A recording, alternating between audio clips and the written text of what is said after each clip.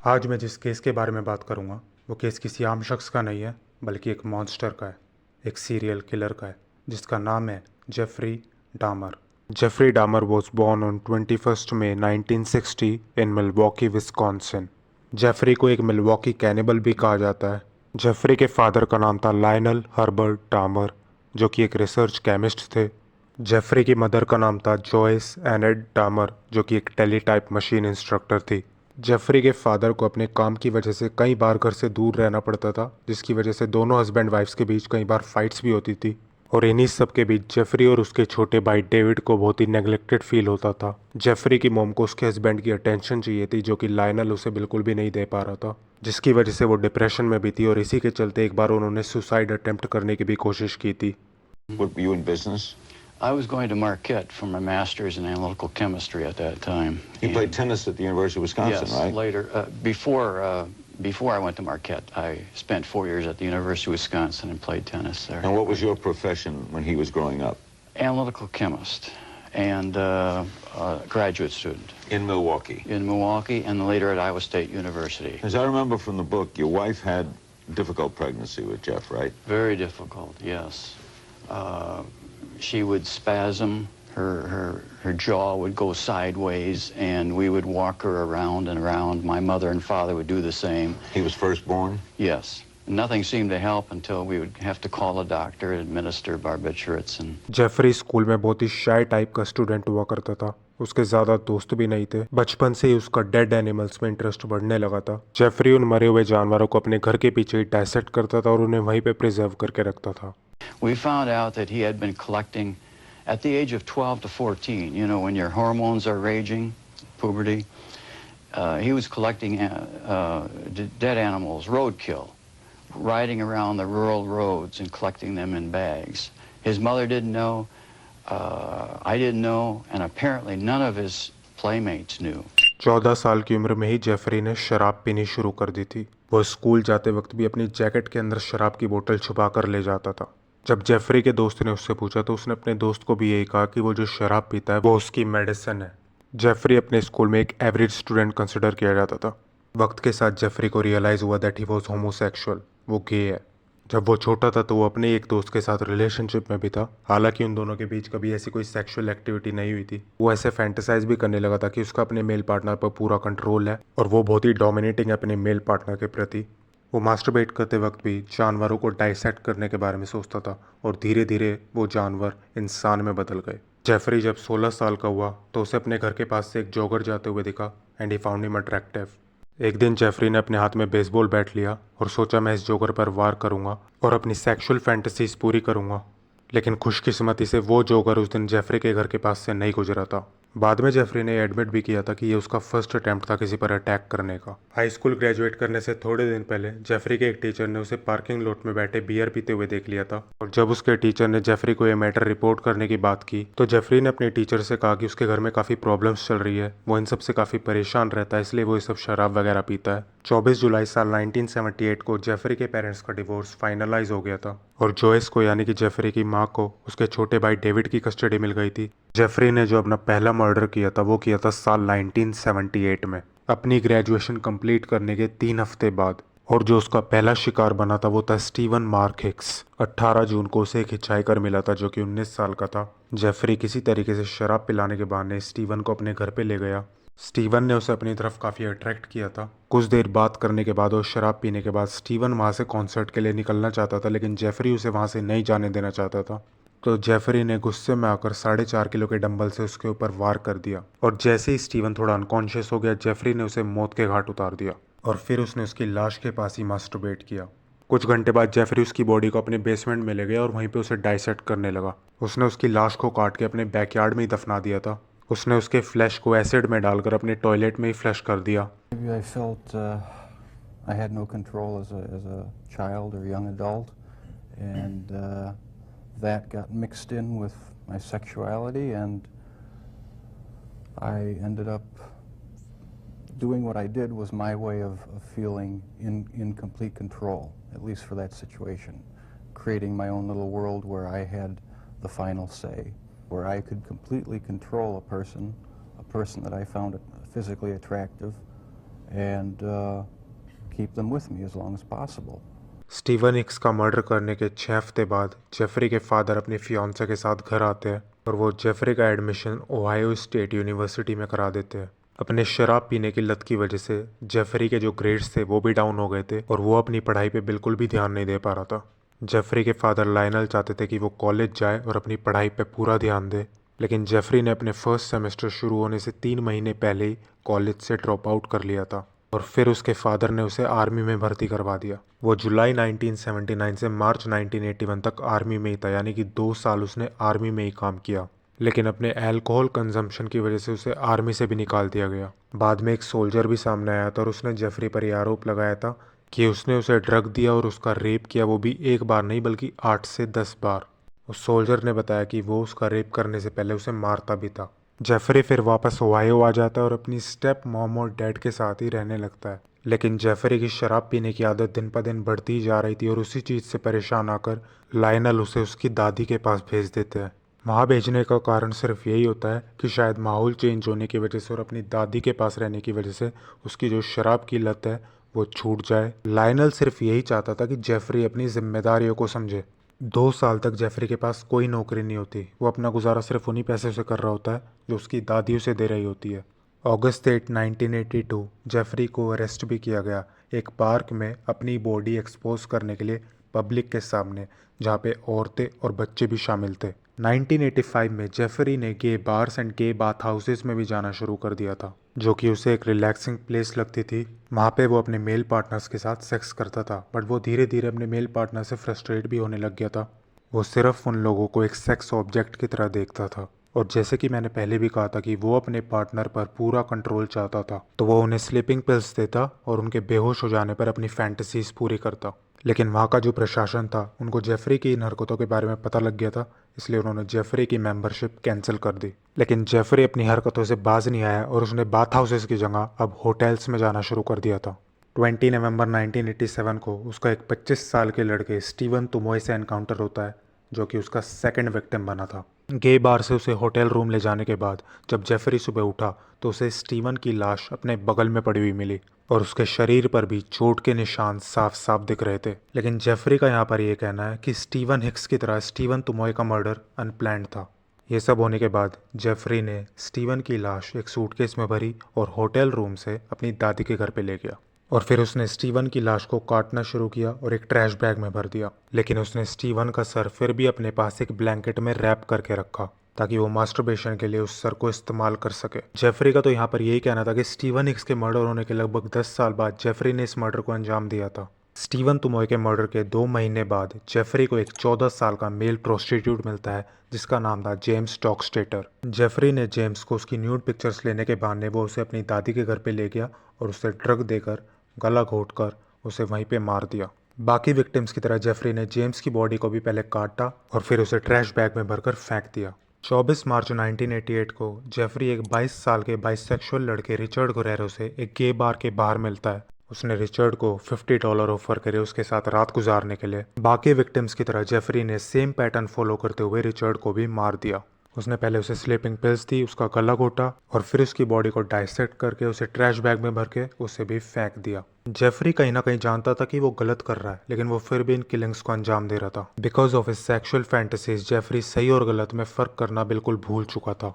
Jeffrey ने total 17 killings को अंजाम दिया था। ऑब्वियसली इसकी दादी को कहीं ना कहीं शक होने लग गया था कि जेफरी कुछ ना कुछ गलत कर रहा है। उसके बाद जेफरी अपने नए शिकार की खोज में निकलता है, बट अनफॉर्चुनेटली फॉर जेफरी इस बार उसका शिकार उसके चंगुल से भाग निकलता है। 2 अप्रैल 1988 जेफरी एक मिल्वॉकी के बार के बाहर ही रोनाल्ड फ्लावर्स से मिलता है। रोनाल्ड की कार खराब हो जाती है और वो हेल्प के लिए किसी को बुला भी नहीं पाता, तभी जेफरी वहां जाता है और वो रोनाल्ड को किसी बहाने अपनी दादी के घर ले जाने के लिए मना लेता है। फिर वो रोनाल्ड की कॉफ़ी में भी स्लीपिंग पिल्स मिला देता है जिससे रोनाल्ड अनकॉन्शियस हो जाता है और जब उसे होश आता है तो वो खुद को मिल्वॉकी के किसी हॉस्पिटल में पाता है।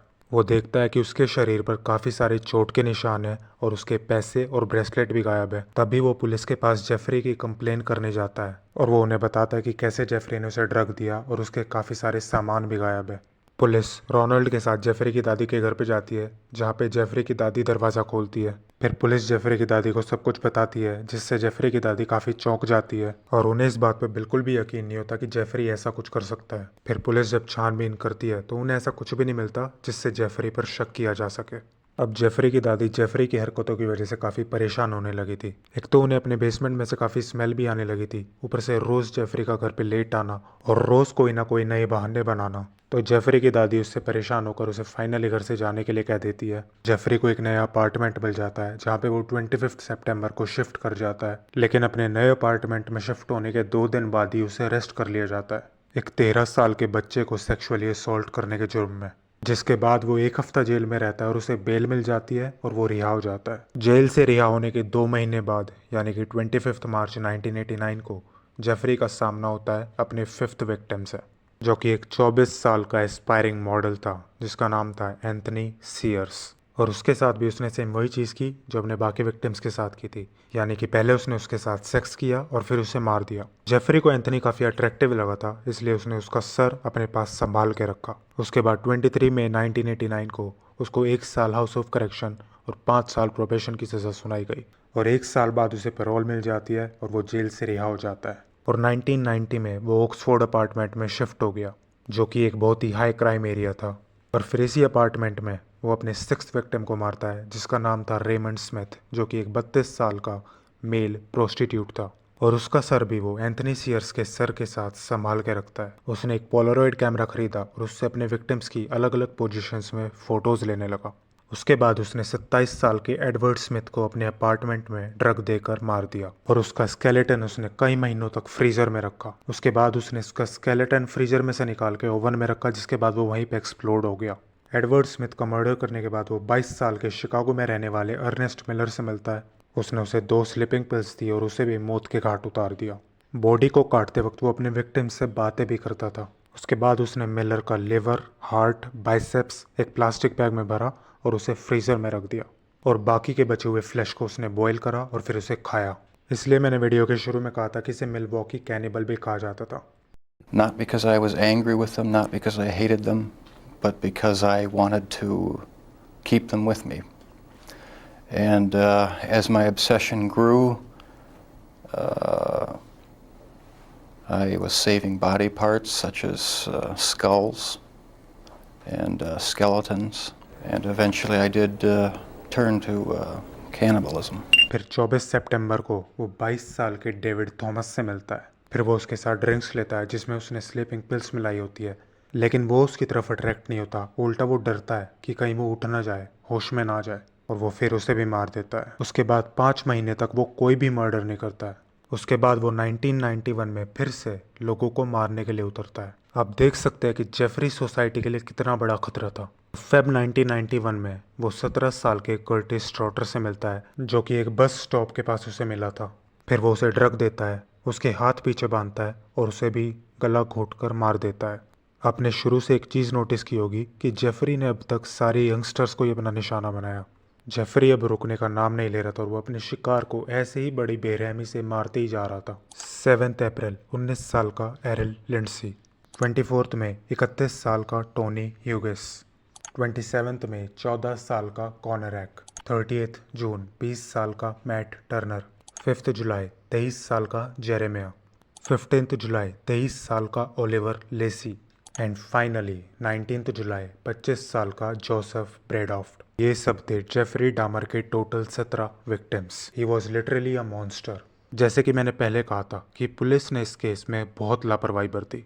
असल में बात क्या थी, जो जेफरी डामर का 13th विक्टिम था कॉनर एक्क, वो उस लड़के का भाई था जिसे जेफरी ने 1988 में मोलेस्ट किया था।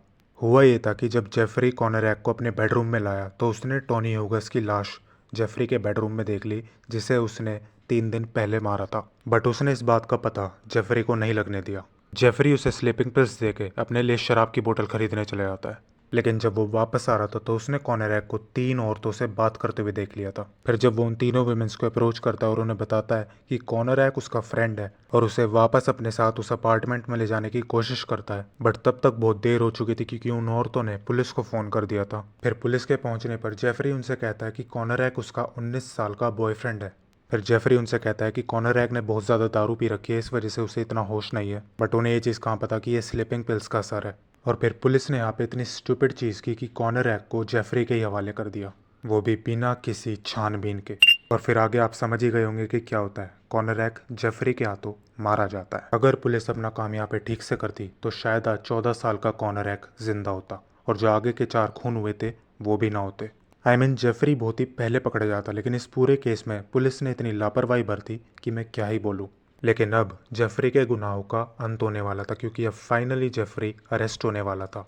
22 जुलाई 1991 जेफरी अपने नए शिकार की तलाश में निकलता है। जेफरी 3 लड़कों को अप्रोच करता है और उन्हें $100 ऑफर करता है उनकी न्यूड पिक्चर्स लेने के लिए, जिसमें से 2 लड़के तो मना कर देते हैं, लेकिन एक 32 साल का ट्रेसी एडवर्ड्स मान जाता है।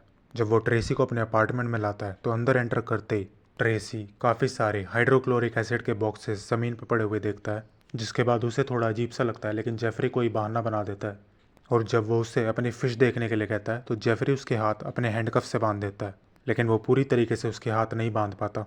और जब वो उसे उसकी फ़ोटोज़ खींचने के लिए बेडरूम में ले जाता है तो ट्रेसी वहाँ पर काफ़ी सारे न्यूड मेल फ़ोटोज़ देख लेता है जो कि दीवार पे टंगे हुए थे, और एक साइड में पड़ा हुआ ड्रम भी देख लेता है। फिर ट्रेसी समझ जाता है कि ज़रूर उसके साथ अब कुछ गलत होने वाला है, लेकिन ट्रेसी ऐसा बिहेव करता है कि जैसे उसने कुछ भी नहीं देखा है। और जैसे ही जेफरी का ध्यान भटकता है ट्रेसी उसे मुक्का मार के भाग जाता है, और वो जाता है सीधा पुलिस के पास और उन्हें सब कुछ बता देता है। फिर ट्रेसी पुलिस को जेफरी के 213 नंबर अपार्टमेंट में ले जाता है और जेफरी बिना पैनिक हुए उन पुलिस वालों को अंदर आने देता है। फिर पुलिस अपनी छानबीन शुरू करती है और जेफरी बिल्कुल चुपचाप खड़ा रहता है। उन्हें एक बड़ा चाकू मिलता है बेड के नीचे से। उन्हें डेड बॉडीज़ के काफ़ी सारे फ़ोटोज़ भी मिलते हैं जो कि दीवार पे टंगे हुए थे। पुलिस जब फ्रिज खोलती है तो उन्हें एक आदमी का कटा हुआ सर मिलता है, जिससे पुलिस हक्का बक्का रह जाती है। फिर पुलिस जब जेफरी को दबोच लेती है तो वो उनसे सिर्फ यही कहता है, for what I did I should be dead. फिर पुलिस जब डिटेल में इन्वेस्टिगेशन करती है तो उन्हें काफ़ी सारे औजार, एक ड्रम और टोटल 7 ह्यूमन स्कल्स मिलते हैं। जेफरी के नेबर्स ने भी कई बार कंप्लेन करने की कोशिश की थी, लेकिन पुलिस ने उनकी बात भी अनसुनी कर दी थी। But at the end Jeffrey पकड़ा जाता है और जेफरी का आतंक फाइनली ख़त्म होता है। How do you feel about what you did? I'm glad that it's over. There's nothing, any words I say to the victims' families are just going to seem trite and empty. I don't know how to express the regret, the sorrow,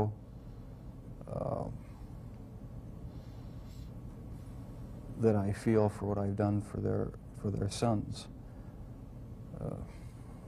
I can't find the right words. फिर Jeffrey की questioning होती है जो 60 घंटे से ऊपर चलती है। जेफरी बिना कुछ झूठ बोले अपने सारे क्राइम्स एडमिट कर लेता है। पुलिस को पता चलता है कि जेफरी को नेक्रोफिलिया था, यानी कि वो लाशों के साथ, डेड बॉडीज़ के साथ सेक्स करता था। और आप इसी चीज़ से अंदाज़ा लगा सकते हो that how sick he was, वो दिमागी तौर पर कितना बीमार था। Is it still there, Jeff? Does it ever go away? In part, no, it never completely goes away. I'll probably have to live with it for the rest of my life. I wish it would go away. I wish there was some way to completely get rid of the compulsive thoughts, the feelings. It's not nearly so bad now that there's no avenues to actually act on it. But no, it never seems to go completely away. उसके बाद Jeffrey का court में trial चलता है, जिसके बाद वो अपने सारे गुनाह कबूल कर लेता है। जेफरी कहता है कि अब उसे आगे जो भी सज़ा मिलेगी वो चीज़ डिज़र्व करता है। वो गिल्टी फील करता है इन सब क्राइम्स के लिए जो उसने किए थे, बट उन फैमिलीज़ का क्या जिन्होंने अपने बेटों और भाइयों को खोया था, जो उनका गुस्सा था जेफरी के प्रति, जो कि बिल्कुल जायज़ था।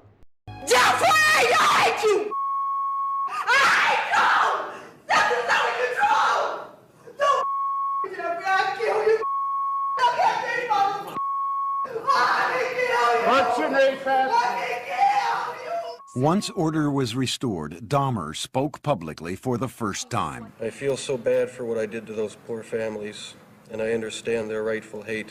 I have seen their tears, and if I could give my life right now to bring their loved ones back, I would do it. I am so very sorry. You can clearly see the pain and anger in her eyes. खैर, court अपना फैसला सुनाती है और उसे 16 life terms की सज़ा सुनाई जाती है, यानी कि 16 ज़िंदगी। लेकिन फिर नवंबर 28, 1994 को जेफरी का इनमेट क्रिस्टोफर स्कारवर उसे मार देता है। वो एक मेटल रोड से उसके सर पे बार बार वार करता है, जिसके 1 घंटे बाद जेफरी की मौत हो जाती है। उनके साथ एक और बंदा होता है, जेसी एंडरसन। स्कारवर उसे भी मार देता है। स्कारवर कोर्ट में बताता है कि जब मैंने जेफरी पर अटैक किया तो ना ही वो चिल्लाया और ना ही उसने खुद को डिफेंड किया, और वो करता भी क्यों, क्योंकि उसने खुद कहा था कि अब उसे जो भी मिलेगा ज़िंदगी से वो चीज़ वो डिज़र्व करता है। क्रिस्टोफर कहता है कि गॉड ने उसे इसी चीज़ के लिए धरती पर भेजा था। 1978 से 1991 तक जिसने मिल्वॉकी शहर में आतंक मचा रखा था, उसे फाइनली अपने गुनाहों की सज़ा मिल जाती है। Like most of the serial killers, Jeffrey ने भी सेम पैटर्न फॉलो करते हुए अपने सारे मर्डर्स किए थे। उसके बिहेवियर को देखते हुए अगर बचपन में ही उसकी काउंसलिंग कराई जाती तो शायद जेफरी ऐसा ना बनता, बट शायद उसकी ज़िंदगी इतनी थी और वो ये सब डिज़र्व भी करता था क्योंकि उसने काम ही ऐसे किए थे। That's what I deserve. I deserve death. तो यहीं पे ख़त्म होती है जेफरी डामर की स्टोरी। आई होप आपको वीडियो पसंद आई होगी। ये मेरा पहला केस है जिसे मैंने कवर किया है। If you like the video then please hit the subscribe button and please be safe guys. आँख मूंद कर किसी पर भी भरोसा ना करें। कौन कब किसके साथ क्या कर दे, you never know. I will see you all very soon with the new case. तब तक के लिए bye bye and take care of yourself.